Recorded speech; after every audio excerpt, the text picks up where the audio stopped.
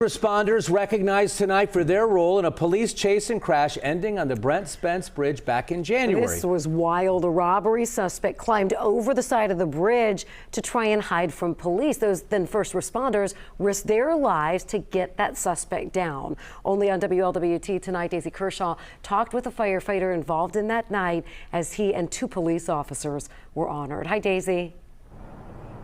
Hi there, Cherie. The suspect was stuck underneath the Brent Spence Bridge for hours. The first responders tasked with getting him down were told that he could be armed, but didn't hesitate to save his life. Tonight, the city of Covington awarding the 3 men who had to work their way underneath the bridge to get to him that night.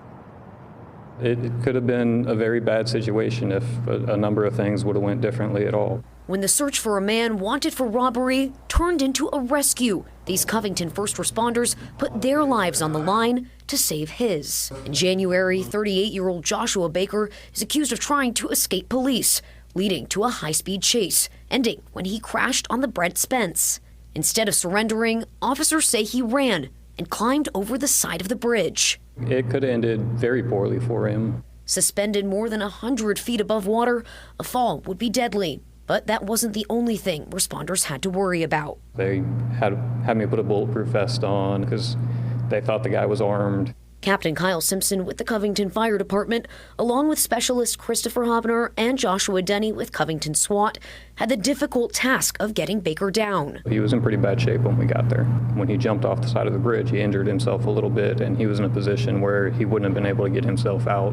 It was pretty cold that night. He was shivering really bad when we got to him. I tied off, stepped over the side of the catwalk, and there was 2 beams that I kind of had to straddle the 2 beams in order to get to him to where I could pull him out from underneath the beam that he was wedged underneath.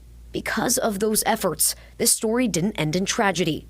Tonight, the city of Covington thanking them for their bravery. I'm grateful and honored to be in this position, but I don't think I did anything differently than any of my coworkers would have done. I was just there doing my job that night.